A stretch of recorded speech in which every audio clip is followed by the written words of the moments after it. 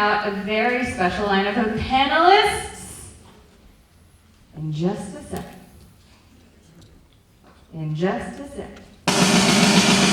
Yeah! First up, she played Rachel Carpenter. We got Lyliana Wray.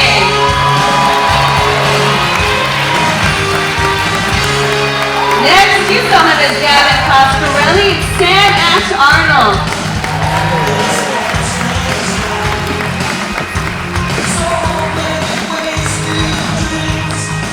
Next, it's Akiko Yamato, Miya Cech.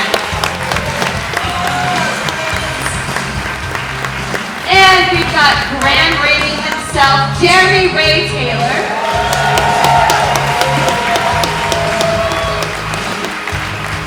Now please give a warm welcome to writer, Beyond Fester, everyone's fave, BenDavid Grabinski.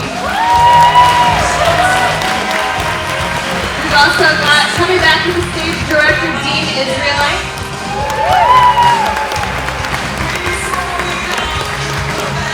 And executive producer Spencer Berman.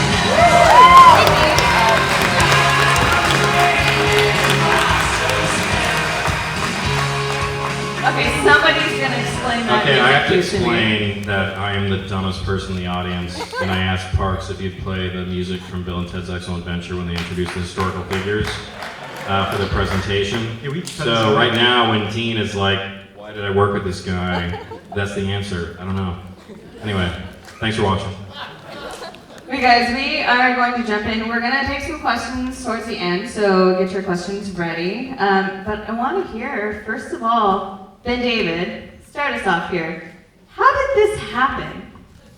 3 decades after the original Are You Afraid of the Dark? Nickelodeon lost a bet, and they had to hire me to make a show. The true story is that Ace Entertainment, which head of the TV division is Spencer, who is my favorite producing partner in the whole world. And, wait, did you two work together before or something? He produced Happily, a movie I directed that hopefully some people will see at some point, which is submitted to festivals now, and produced this. Matt Kaplan, who runs that company, is my favorite producer in town, and the simple criteria is just that he hires me a lot. And Matt was producing a movie of Are You Afraid of the Dark, and I wrote a bunch of drafts of that. And Nickelodeon called me and said, hey, do you have any ideas for a TV show? And I said, yes, I have a lot. And I think I had a meeting, and they were like, okay, he's really obnoxious and super obsessed, so he probably won't mess us up. And they let me do it. And I wrote a bunch of drafts, and we met with directors, and we hired the best guy in the business, this guy. And then cast some kids who were sitting next to me. And then we got to go to Beyond Fest to present it. That was the whole story. Oh, that's a wonderful story. Cool. Good job. It's like you've told stories before. No, terribly. Yeah. Guys, Episode 3 is my favorite, and I'm really sorry you couldn't see it, but we only finished episode 2 about 4 hours ago. Or maybe a day ago. Like that. It's like there's no exaggeration. These were supposed to be done like way later, and I was like, Dean, they're gonna play tonight. So he hasn't slept in a month. I'm sorry. Well, wasn't it only like this summer that you guys are filming this? Yes. Yeah, they were written in April, and then we shot them in this summer, and then now they're done. So Really, really fast. yeah. I'm done talking. Okay, enough BenDavid talking. Let's get you guys. What does it feel like to watch these episodes on the big screen, first of all? So cool. I'm so excited right now. Like to be a part of like the Midnight Society is like such a cool like idea. I'm so excited for this. I feel, to add to that point, it's also a lot of pressure because this already has such a huge following already, and then for us to have to recreate it, we feel like we have to kind of live up to what the original was like, and I think that we've all really done that now, looking at it now. Yeah, I think instead of trying to live up to it, hopefully we can think of it as just adding on to something that's already so beloved and, you know, just bringing a new set of stories as sort of a love letter to the old series and, like BenDavid says, to the genre in general. I hope I'm not Fancy answer, spoiling it. man. Nice work. Yeah, you guys are doing your own thing, and that's one thing that I really love about this. It's a new approach. It takes us deeper into the lives of the members of the Midnight Society, and that's really cool. But in addition to, I want stories about BenDavid on set. But in addition to that, you know, take your time, just throw them out there whenever you have them. I have 2 words that I want to ask you about. Sax clown. What is sax clown? There's no long answer to it. There's a statue that plays saxophone who's a clown and the thing that I'm obsessed with and I think is really amusing and no one else does, and he's also on our Fortnite map, and that's that clown. Anyway, that's the answer. I don't think anybody knew, like, until tonight. You guys didn't know? No, I You know, a didn't. lot of people do know, but it's only like the 5 people who like me. We had a statue of a clown playing a saxophone that I thought ruled, and he was in a lot of shots. He's like our Where's Waldo of our show, and it's really embarrassing you brought that up, Jen. Thank you. You're welcome. You put it all over Instagram, so Yeah, I'm a fool. you know, I'm not sorry. But I heard one of you really dislikes clowns. It's very scary for me. How did you deal with being chased by them? Okay, well, I decided, okay, so I'm not that scared. I'm gonna go meet all the performers who are playing the clowns. And they were all super sweet. They were all really nice. And so I decided, okay, I'm just gonna dive headfirst into this. And doing it obviously because we've had experience that we are not really like super freaked out. But I think looking at it on screen, I was like, these are really scary. Like, I didn't think they were that scary when I was filming it, but then looking back on it was frightening. Oh yeah, clowns on stilts? Was that you? Okay, look, so you can't usually quantify the effect that a director improves someone's script, but in this case you can. Is that I turned in the script for episode 2 to Dean, and there's a scene that I thought was like the Point Break foot chase with clowns, and Dean read it and was like, they should be on stilts, and I didn't reply because I thought he was a maniac, and I was like, okay, we have 2 hours a night to shoot the kids at night, we're never gonna put them on stilts. As a rewrite, I gave it to him, and Dean replies, 1 sentence, they should be on stilts. I still ignored him because, you know, I thought he was being a maniac, and I showed up the night of the shoot, and they were on stilts, and I have to say, it was the best time I ever had shooting anything in my life. And I had 2 clowns on stilts running at like 100 miles per hour. So my big tip to anyone here who might be a future filmmaker or is a current filmmaker, if you have a collaborator who says, I'm gonna add stilts, let's say yes. That's it. Wait, that was your idea? Some of these ideas were mine. I Yes. thought that was David's Dean idea. is sitting right there. He's like so fulfilled right now. This is the reason he put them on stilts. Like he was waiting for this moment right The now. thing that's underrated, actually, when you watch the show, is we shot in Vancouver in the summer when it gets dark at 9:45, Who's the Or producer 10 who p.m. allowed that to 10 p.m. happen? and these kids, because it's law, have to be wrapped at 12:30. So everything you're seeing, the stilts as a case in point, is shot in 2 hours. Which is just sort of testament to how professional these guys were to show up and set, know all of their lines, be prepared to be chased for 2 hours, and nail every take so that we could get it done. When they grow up and are big actors and like adult people, they'll realize they don't have to be that prepared, and they'll be like, why did we ever agree to that? But it was called Are You Afraid of the Dark? And we shot in a place where it got dark at 10 p.m. and the kids couldn't shoot past 12:15 a.m. That means they only could shoot in the dark for 2 hours and 15 minutes. And we had a lot of dark in there, and more in the 3rd episode. So I just want to like say, testament to scheduling. Well done. Yo, well done, Spencer. Good job, Spencer. Well, guys, First time seeing it.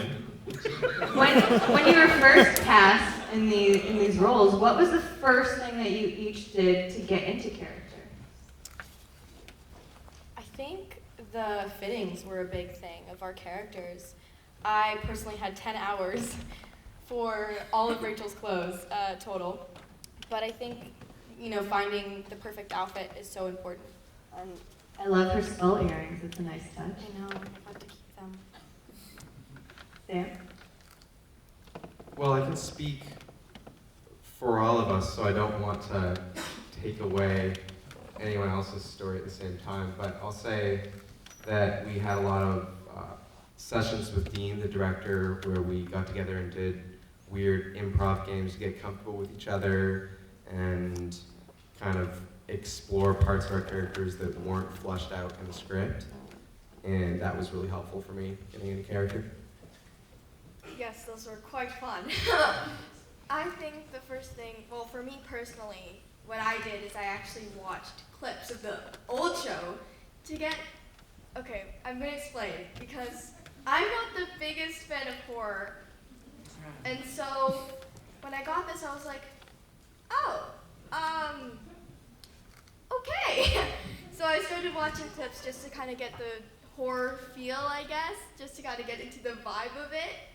And I think that kind of helped me be less terrified on set for the most part. That's a really good question. I'd say I have to agree with both of you guys. The fitting for me was intense because if you didn't see, I pretty much look like BenDavid the whole movie. And that's not a diss. That's not a diss. I have thoughts to add on this, but continue, Jeremy. You're really good in it. So I'm like walking out in all these clothes, and they're like, what do you think? And I was like, yeah, I think it's great. Am I BenDavid? Okay, let me explain something in very simple terms. So there's 3 kids on the show who are definitely me in the weirdest way possible. One, Akiko, represents my very abrasive filmmaker, sarcastic self.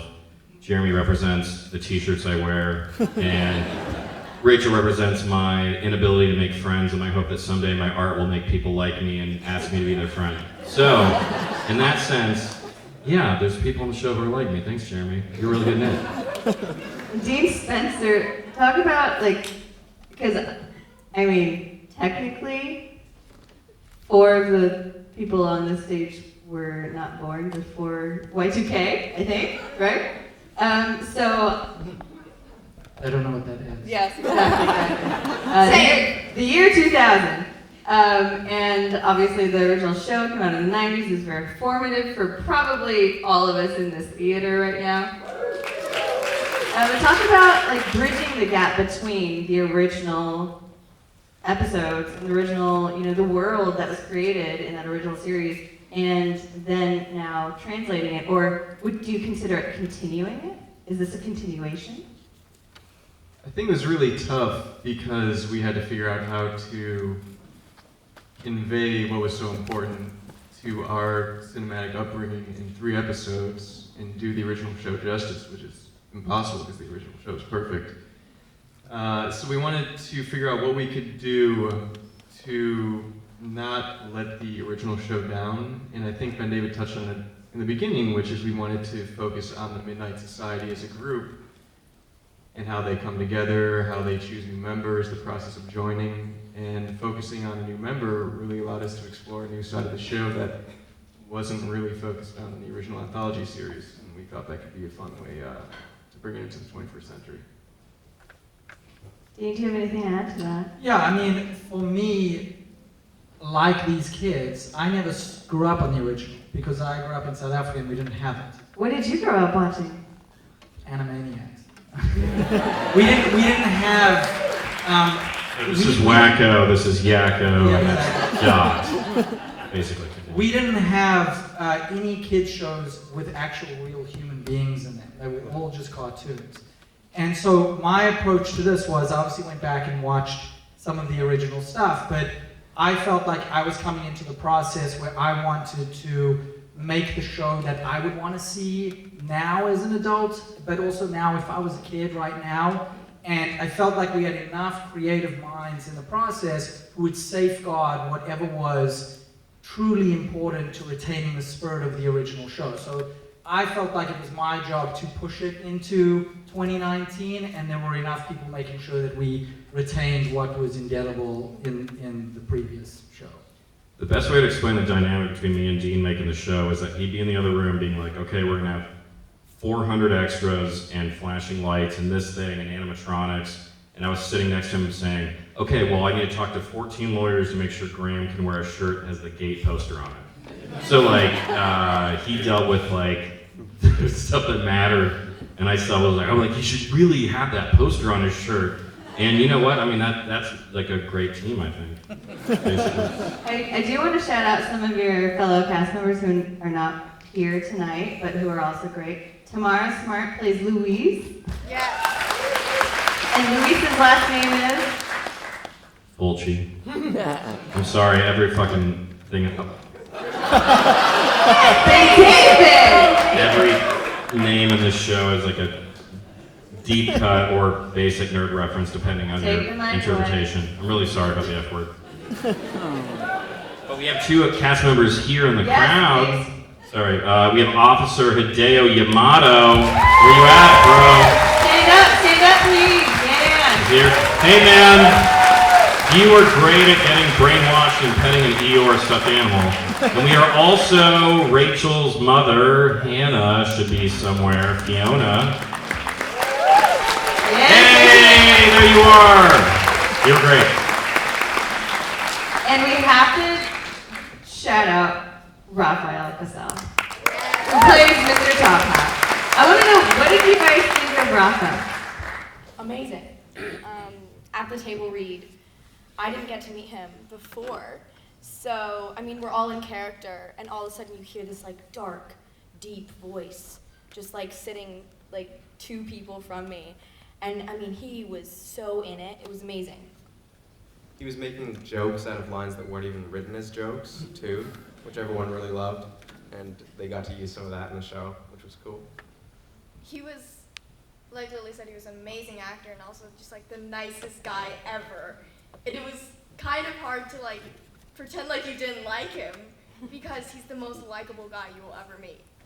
He's like really, really good at making you like him, like in the show, but he's also like really amazing at like making you hate him. Because like there's that balance between like luring kids in and then, you know, doing the deed. But like, that's horrible. I'm so sorry. All right, so Rafa, on one hand, wants everyone to know he's very upset he's not here. I wrote the part for him. He's a very charming human being. He unfortunately got called by some random person called Ethan Hawke saying, hey, can you do a TV show with me during this Q&A? And I'm like, hey man, that guy is nobody. Why, how dare you skip our Q&A? But he was like, I think I gotta go, so he did. But he's a great person, and I wish he was here, and he's very good at Q&As, and if he was here, you guys would be like, wow, he's really so charming at Q&As, but he's not here right now. But I think he's great in the show. So. Wish he was here right now. Thanks, man. What's fun actually to have great adult actors when you're working with kids, and Cardi and Fiona are in this category, is it makes everyone have to step up their game, and I think it's really fun to see actors who I think have a huge career in front of all of them start to learn and evolve on set, and part of that comes from being with real professionals that have been doing it for a really long time, and it's always good to get that energy on set and up everybody's game. And Raphael was great at doing that for us. And those pants. Those pants, man, they were a lot. I could talk about those pants for hours. Those things are beautiful. Jeremy, do it. All right, so first, Jeremy loved the pants so much. He was They're so nice excited pants. over them. I mean, I want those also, pants. shout out to Jeremy's shoes right now. Yeah. I said this every time I could at Comic-Con. I say it now. I hate how well you guys dress. It's really depressing for me. But continue. Yeah. Okay, anyway, continue. Jen, what's your next question? So sequin pants for BenDavid. Yes? Okay. Yes. You set this in a town with a very special name, Argento, Oregon, which now I'm like, where is that in Oregon? Let's go. But In talk about, Canada. it is technically in Canada. In Vancouver, where you guys shot? But I'd love to hear more about the little horror references, the Easter eggs that people might find, or maybe miss in these 2 episodes and what's coming. Look, they all came from Dean. I've never seen a horror movie before, but Dean is like the nerdiest filmmaker I ever worked with. He's always like walking to me, he's like, did you get the new Scream Factory release of this obscure horror thing? I'm like, I've never heard of that, man. And he like forced me to put it in the thing, and I'm like, horror's a stupid genre. But he didn't care, man. He was so obsessed. It's amazing how you can walk a mile in somebody else's shoes. Can I? Internalizing my Man, plights on the show. What's interesting actually about some of the Easter eggs is that sometimes BenDavid meant something and I interpreted it as something completely different. So, like Ramblers, Let's Get Rambling, I was convinced was a reference to Reservoir Dogs, because it's in Reservoir Dogs. And that's why I do the Reservoir Dogs shot. And every time we were scouting a location or about to shoot, and our amazing cinematographer James McMillan is here. And James worked on Man on Fire, which is one of the greatest movies ever made. There is a true filmmaking legend sitting in this audience. Jimmy, you treated our show like it mattered, and God bless you. And every time we would scout it or rehearse it or shot list, it would always be like, it's a Reservoir Dog shot. It's a Reservoir Dog shot. I literally never And noticed then when I put it in the cut for our 10 score, I put the Reservoir Dogs soundtrack in, and BenDavid was like, I didn't remember it was in Reservoir Dogs. It's from Dawn of the Dead. No, from Dusk Till Dawn. But Dusk yes. Till Dawn. So somehow Dean's obsession with Reservoir Dogs and my obsession with From Dusk Till Dawn just did not line up. And man, it led to some real comedy of errors that we've shared in this Q&A. The important thing to understand is that I may know a lot of movies, but I'm also an idiot, so sorry. Were they like this the whole time? Yes. Look, Spencer, were we like this the whole time? You were there. You were our babysitter. Cool. He was the mature one. The one. Spencer has always been the guy when like I'm making a fool out of myself. I'm like, Spencer, I'm being stupid. And he's like, well, Yep. Sir, yes. Questions? Should we do some questions? There you go. It's producing the Q&A. Do we have questions? Right there. I just want to say I think it's absolutely brilliant. And, Thanks, dude. You said that you approached it as a grown-up. What would a grown-up like to see? Because obviously I'm not a kid, but I loved it and I want to see it again. You're not a kid. Thank you. I just have one question, which is, did you read the novel Something Wicked This Way Comes? I read that really and were you inspired or was this part of a long series of the spooky carnival tropes? No, repeat the question. I'm terrible. He asked if anyone involved had read the novel Something Wicked This Way Comes. I'm illiterate, but I did see the movie, and I thought the movie was really good. And I did think part of the show was keeping some sort of grasp of every crazy carnival pop culture thing ever, while also trying to make something that felt very 2019. What do you think? But it's a very observant question, actually, because our production designer, Michael Joy, ate all of this stuff up, and it was something he would bring up a lot. And so I haven't read it, but we discussed it a lot, and it was a reference that he had in the forefront of his mind, which clearly translated onto the screen. And our production designer worked on the film Scanners, which is worth mentioning. Can you also, while we're in this moment, can you also tell us about Rachel's artwork? Because it's fantastic. Rachel's artwork was done by Erica Henderson, one of my favorite comic artists who I'm like a Twitter friend with. And I told the production designer, hey, Erica should do it. And he's the older gentleman. And he like contacted her. He's like, oh, so your friend, like how close were you with her? I'm like, well, I only know her via Twitter. And he looked at me and was like, what does that mean? And I had like this literally 45-minute conversation trying to explain that like, yes, there are Twitter friendships, and they're not like the same as real friendships, but sometimes there's a validity to them. But the point is, I really liked her art, and I once tweeted about Tremors, and she sent me a DM and was like, Tremors is the greatest screenplay ever written. And I said, I agree, someday we should work together. And then I wrote a show where a lead girl was an artist, and I said, hey, Tremors fan, you should do the art, and that's where we're at. That was the worst answer. Okay, great. Ever Good job. given. Okay, next. Any more Sorry. questions in the audience? Oh, yes, right here, please. Thanks. What was DJ McKill's role as I've not personally met DJ McHale yet, even though he's like my fucking. Oh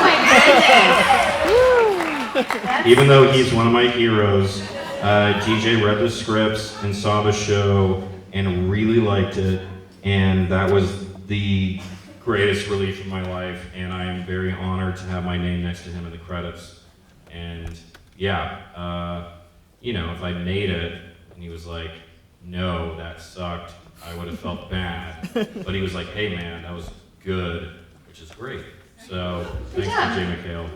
Shout out to Jay McHale. I want to ask a quick question about that carnival set though. It's amazing. Did you guys go on any of the rides? What did it feel like to be there? And Dean, what was the trickiest part of all of that to wrangle? Well, someone threw up. What do you mean someone? On the Tilt-A-Whirl, one of our background artists got sick.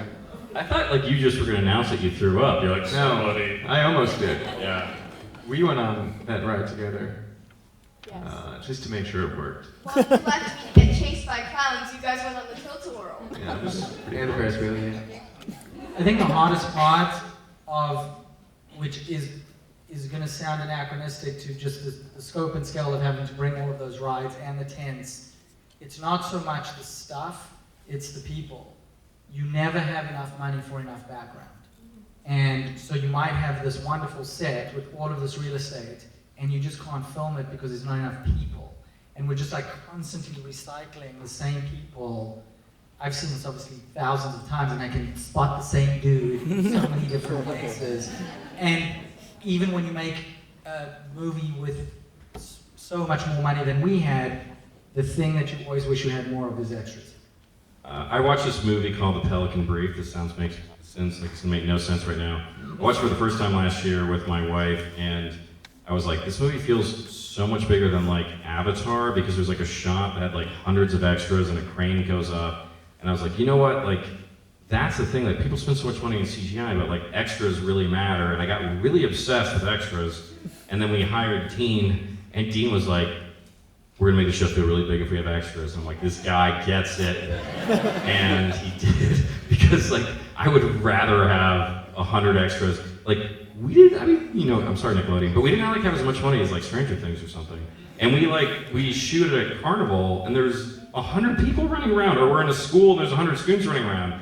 And usually I'm like, I ask for that and people are like, no, but Dean is like, has like a very great accent. He's like, we need those extras. And they're like, thank you, you're right, thank you, Dean, we should have all those extras. That's exactly how it happened. But when I'm like, I need a bunch of extras, they're like, shut up. So, thank you, Dean. Lyliana, Sam, Miya, Jeremy, what do you guys watch? We've heard so much about what they've watched, you know, I'm really curious to know, like, what has scared you recently? What do you like to watch anyway? Jeremy? Me. Why me? Okay. The stuff that scared me recently. I don't know if this is like a recent movie or not. I don't really know when it came out, but it's The Killing of a Sacred Deer. Which I saw at Fantastic Fest, sitting right over there. Now continue. Beyond Fest, I'm sorry, Beyond Fest. It's Beyond Fest. Where are you? Jeremy, Fantastic Fest that's is an for excellent losers. choice. Killing of a Sacred Deer. Thank you. I think some of us watched that together, actually. That was during filming Are You Afraid of the Dark? Fun times. But yeah, that movie, like, stuck with me for a while, psychologically. Like, it's not like a really, really, like, scary movie, but it's just like, what is going on the whole time? So yeah, that's that. Everything scares me. What am I even saying? I recently watched it because I wanted to see little Jeremy in it. And I watched it, and I went up to him the other day, and I was like, so I watched it, and yeah, I hated it. I don't know why I decided that was the movie I was gonna watch, because as we all know, I hate clowns. And I decided, I'm gonna watch it, yeah. That's a great movie, something based on clowns. And it's just, Pennywise is just so much to take in. There's a lot happening there. There's still a couple images from The Sixth Sense that pop up in my head every once in a while. And I don't think I've seen anything since that scared me more. Yeah. Well, that's a good one. What scares you in Sixth Sense? The scene that scared me the most was probably where they lock the kid up in the attic, and you don't see what's going on, but you know that there are people there only he can see that are hurting him, and Yeah, it's not right. it's bad. Yeah. Leah? I have to say Hocus Pocus. A classic. A classic. I don't know what the word to say. What? More questions in the audience? I just want to say I'm really proud of Miya because we did an hour-long Comic-Con panel, and she spent 40 minutes of it talking about how she was scared of Lights Out. And I'm really glad you didn't bring that up because that movie, I think, traumatized you, and I'm really worried about it. Because she had never seen a scary movie before she went to Vancouver, and they made her watch Lights Out. And most of my relationship with Miya is like her walking up being like, never watch Lights Out. It's the scariest movie I've ever Every seen. single day. After But I think she's growing and she's handling it. Thanks. There was someone up. Yeah, up in the back, waving her arm in the corner. I'm just curious, what kind of conversations did you guys have about diversity and inclusion, like when writing the characters and also within the production crew? Great question. It was extremely important to everyone on the stage to make sure that the show represented its audience. And we worked closely with Nickelodeon and our amazing casting director, Cheryl Levine, to make sure we got the best kids out there and that, it was representative of the kind of kids who would be hopefully watching our show. I think we did a pretty good job, and the most important thing is they're all incredible and fantastic and a pleasure to work with. Another question down on the second right there. So I'm fully willing to be an extra. How do you become one? How do you be an extra? Well, I have no idea. I don't know how this business works. You go in for an audition, and then they're like, hey, you're an extra. And if not, well, then you know you're not. Is that how it works? I literally become. That's how easy it is to be an actor, apparently. Well, some actors start up as extras, and then they, Just do an audition, guys. Two more questions that I actually have answers the to. row behind that gentleman. Hello. Minus 3 episodes. These two real meanders. The Nickelodeon section is 4 rows behind you. I'd be happy to. Yeah, you need to understand it's like Jeremy's in charge of programming Nickelodeon, and I was like, Jeremy, I want to do 24 episodes, and he said, shut up, kid. You need to do 3. And I said, you know what, man, I respect your position at the network, and I made 3. And man, explain it. I think it was important for, based on our conversations with our friends at Nickelodeon, they wanted to do something special around Halloween and reboot a franchise that was really important for their brand identity. And we thought if we can get this done by Halloween, great, and that'd be a great time to relaunch the series. And the most we could do in that time frame is really a 3-episode miniseries. And we thought that hopefully we get to do more, but if we can't, this is a nice little close-ended nod to the original series and a new story to tell, and hopefully we get to do more. Well, it's easier for me to write 3 than more. I'll say that's like the math of it. So I wrote 3 episodes, and it's easier than 4 or 5. I have a question actually for you guys on the end. How do you decide what's scary and what's too scary and what's too scary enough? I told a story that got some laughs at Comic-Con about you, Dean, so I'm gonna do it now. So we're shooting there's a scene in episode 3 that is like legit too scary. Sorry, kids. There are kids here. And we were shooting part of it where this guy got tackled by a clown in the water who looked like the Crow. And I was watching the camera, and it was the scariest thing I'd ever seen in my life. And I went inside and I ran up to Dean. I'm like, Dean, this is the scariest thing I've ever seen. And he's like, great. And I'm like, no. We 10-year-olds have to watch this. And he's like, oh, you're right. So then we made I never said, oh, you're right. Well, if I said what you said, it would Did I not be ever say that? appropriate. I don't think you actually said you're right the entire time I've known you in my human existence. But he looked at me and his eyes said, "You're right," I think. Because he did a new take that was less scary, so I think he did think I was right. Well, it was Jeremy Jeremy must have got tackled 15 times because I didn't think that the scare was working as a jump scare. And the answer to your question is, wherever there were scares in the script, I just try to make as absolutely scary as I could, cinematically, as if, again, I would be watching the show, knowing that with editorial and sound, if Nickelodeon or whomever felt that it was too scary, we would modulate it afterwards. But I always wanted to make sure that we had the scariest version covered, and then from there we could all decide what was appropriate. He had the best take possible, which is we're going to make it really scary and then argue in post.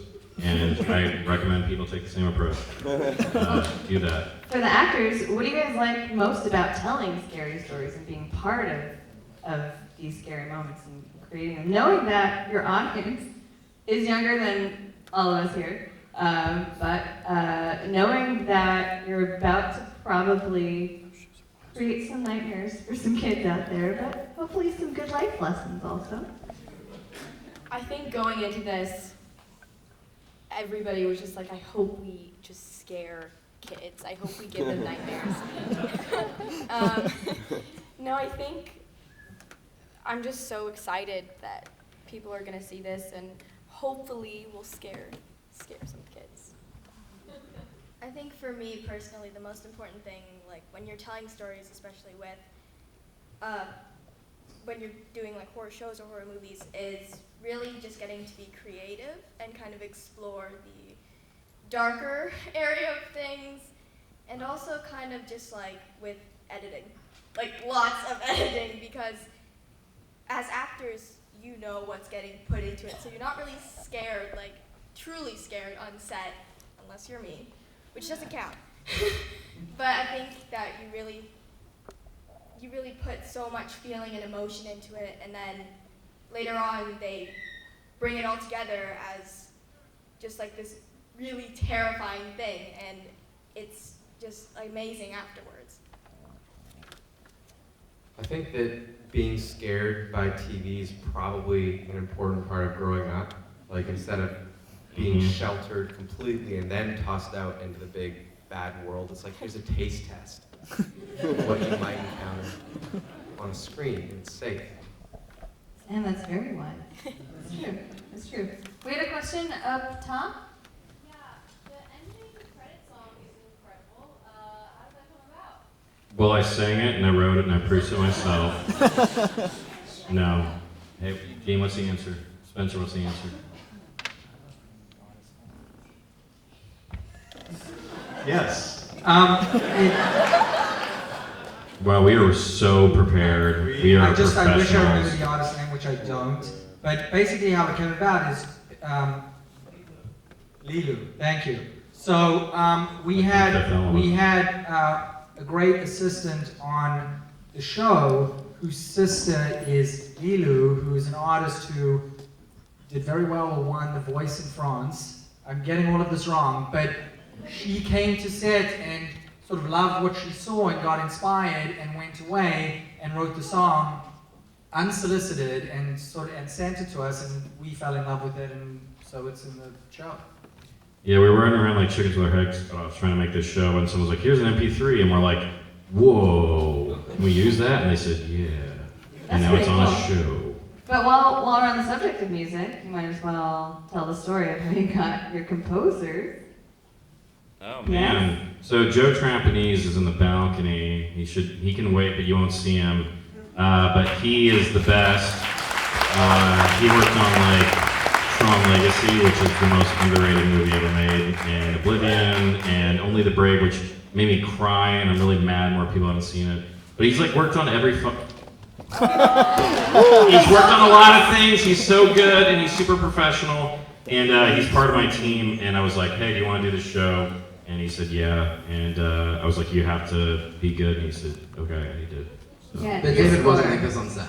And then weirdly at Comic-Con, I never use any profanity. I don't know what, like, Beyond Fest is terrible. It's like horrible. Too comfortable. It's like, it makes me behave. Isn't that score by Jason Lazarus and Joe Trappanese is so good? It really ties the room together. And they did the whole thing in about 7 hours because we wrapped the show 4 days ago. So thank you, people on the balcony who I love as collaborators.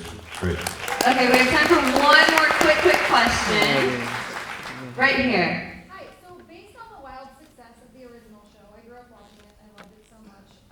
I know you guys are only doing the 3 so far, but can you look forward to more? And if so, Nickelodeon, would they bring back any of the original cast? One of the original cast is in the show right now. Oh.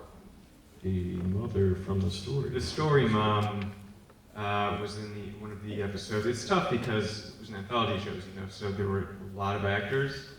We actually tried to get Ryan Gosling to come out and play. And I said no. Ryan Gosling called me and I said no. But yeah, if we're lucky enough to do more, I think it'd be really fun to try to get more of the original cast out there and as many nods to the original as possible. I think that's really fun for the old people like us who grew up on the show, and even though it's not for us, we like it as much as the intended audience. If we were lucky enough to make more, we would put a lot of those people in there, especially the dude who was the co-creator of Letterkenny, who was one of the kids around the fire. So yes, that'd be cool. Do you want to set up why we're watching The Gate after this? We're watching The Gate because I'm an idiot, and and it's perfect. No, it's perfect. I love The Gate. Is an 80s horror movie starring Stephen Dorff when he was like 11, and I really like it. And this guy wore a T-shirt of the poster of it throughout the show. Once again, I was in the show. I'm really taking advantage of my situation here to have 10 people watch The Gate on 35 millimeter Glorious. in the Egyptian Theater tonight. And I just also want to say before we're done that Spencer Berman was the best producing partner I've ever worked in my whole life. He is the best. I'm sorry for talking so much. And these kids are the best child actors I've ever worked with. They're the only ones I've ever worked with, but I know they are the best. And thank you. Thank you all for coming. October 11th is when our Afraid of the Dark premieres.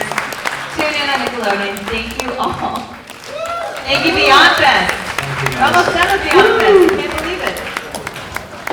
We got a half hour until the gates come. No wine. We got some natural bumps.